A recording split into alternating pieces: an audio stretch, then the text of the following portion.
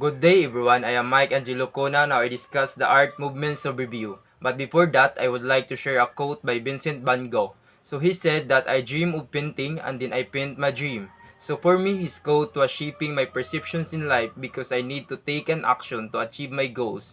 So now, let's proceed to the discussions about the art movements overview. Classical movement and techniques. So the under of this is naturalism. So the proponent artist of this time is Leonardo da Vinci. So who is Leonardo da Vinci? Leonardo da Vinci was painted Mona Lisa. Second is flourishing context of naturalism. So naturalism isn't limited to a specific time, but it was popular during the Renaissance on 1300s to 1600s, starting in Italy and spreading across Europe.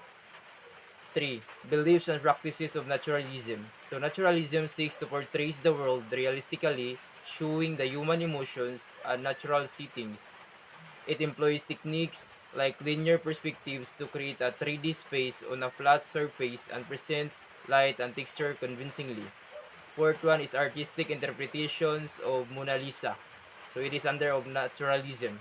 So Mona Lisa was painted by Leonardo da Vinci. So it exemplifies naturalism through its realistic portrayal of human subject, capturing subtle emotions and life-like details. Now let's proceed to humanism.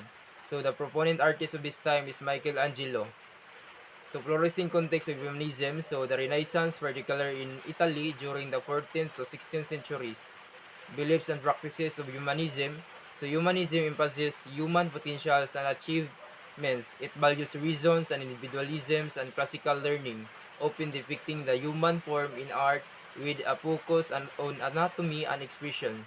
So artistic interpretations of David by Michelangelo.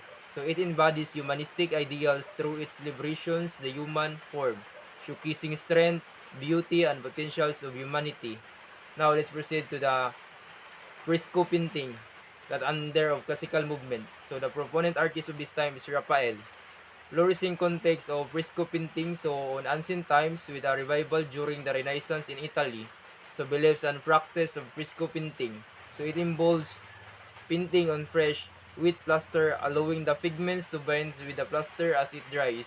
It requires careful planning and quick execution, resulting in durable and integrated artworks. So artistic interpretations of the School of Athens. So it was painted by Raphael.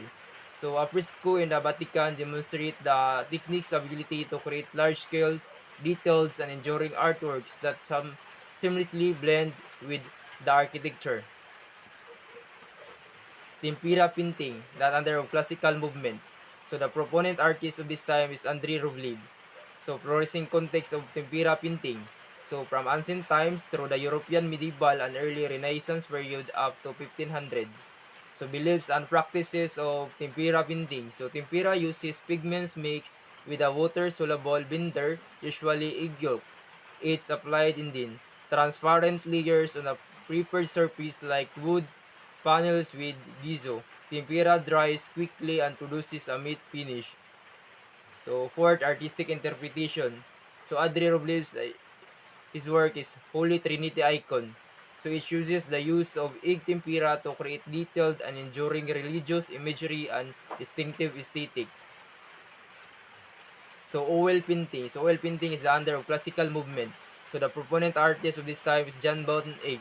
So flourishing context of oil painting. So it originated possibly in Afghanistan between 5th and 9th centuries, then migrated westwards and became widespread in Europe during the 15th century.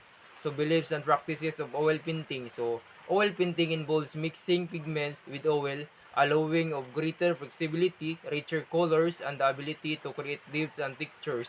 It allows for blending and layering, enabling artists to achieve realistic effects. So the artistic interpretations of oil painting. So John Van Eyck's uh, Arnolfini portrait exemplifies the use of oil painting to create details, rich colors, and sense of realism, showcasing the versatility of the medium.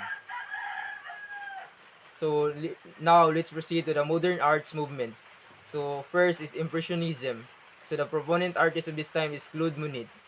So Flourishing context of Impressionism, so France on 1870s to 1890s, influenced by the Industrial Revolutions, the inventions of metal pen tubes, new synthetic colors, affordable train travel, and the rise of cameras. Third, beliefs and practices of Impressionism. So Impressionism sought to capture fleeting impressions of scenes, especially in terms of light and color. Artists used bright, blurred colors and short and blended brushstrokes to create impressions of form, open painting outdoors. So now, let's proceed to artistic interpretations of Impressionism. So Claude Monet's impressions, that name sunrise, it embodies the movement's focus in capturing a momentary impressions of light and atmosphere, using visible brushstrokes and vibrant colors. Now let's proceed to the second movement, post-impressionism. So proponent artist of this time is Vincent van Gogh. Flourishing context of post-impressionism. So they developed in France during in late 19th century as a reaction against the limitations of impressionism. Beliefs and practice of post-impressionism. So post-impressionism encompasses a variety of personal style, emphasizing subjective impressions and symbolic meanings. Artists explores emotionally and psychologically themes using the colors, distorted forms, and expressive brushwork. Fourth, artistic interpretations of post-impressionism. So Vincent van Gogh, The Starry Night, exemplifies the movement emphasis on emotional expressions using swirling brushstrokes and vibrant colors to convey the artist's inner ambitions and intense feeling. So the times of The Starry Night by Vincent van Gogh, so it tells the anxiety. Now let's proceed to the Cubism. So proponent Pablo Picasso. So flourishing context of this time is on early 20th century in France, emerging from the avant-garde art scenes in Paris. Beliefs and practices of Cubism. So Cubism aimed to represent multiple perspectives simultaneously in one image, fragmenting objects into geometric shapes. It rejected traditional notions of perspectives and representations, laying the groundwork of modern abstract art.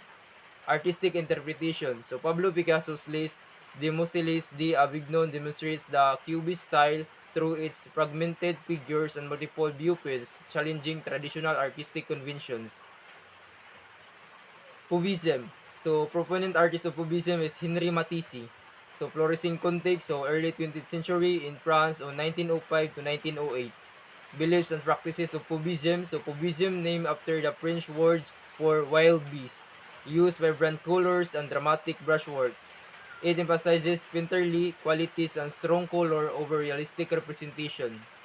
Artistic interpretations of Fauvism. So Henri Matisse's The Joy of Life showcases the Fauvist styles through its bold, non-naturalistic colors and simplified forms, liberating the pleasures of life. Expressionism. So proponent artist of this time is Edvard Munch. Flourishing context, so early 20th century, originated in Germany. So beliefs and practices of Expressionism. So Expressionism focused on representing emotional experiences rather than physical reality. It utilized distorted forms and exaggerated colors to convey feeling and inner states. Artistic interpretation. So Edvard Munch, The Scream exemplifies expressionism through its distorted figure and intense colors, conveying a sense of anxiety and existential dread. Dadaism. So prominent artist who designs Marcel Duchamp, flourishing context, so emerged Europe during World War I, 1916 to 1924. Beliefs and practices of Dadaism. So Dadaism was an anti-art movement that emerged in response to World War I. It emphasized absurdity, irrationality, and spontaneity, rejecting traditional artistic values and norms. Artistic interpretation. Marcel Duchamp's Fountain on 1917, a urinal recontextualized as art defies traditional and critiques the art world itself. Surrealism. Proponent is René Magritte. Flourishing context. So surrealism developed in Europe in the aftermath of World War I, emerging from Dadaism activities The movement was influenced by psychoanalysis and aimed to allow the unconscious mind to express itself.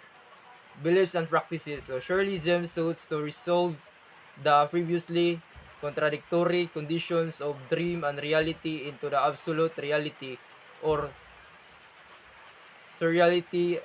Surrealist artists aim to express the actual functioning or true in a sense of control exercised by reason. So artistic interpretation. So the teachers of the Treachery of Images on 1929 by René Magritte features a paintings of a pipe with a declaration, "This is not a pipe," exemplifies surrealism, explorations of the relationships between image and reality. Now let's proceed to the pop art, the last that under of the movement. So proponent artist of this time is Andy Warhol. So flourishing context. So pop art emerged in the United Kingdom, the United States during the mid to late 1950s. The movement presented a challenge to traditions of the art by including imagery from popular and mass culture, beliefs and practices of pop art. So pop art aimed to use images of popular cultures in art, emphasizing the banal of kidsky element of unique culture.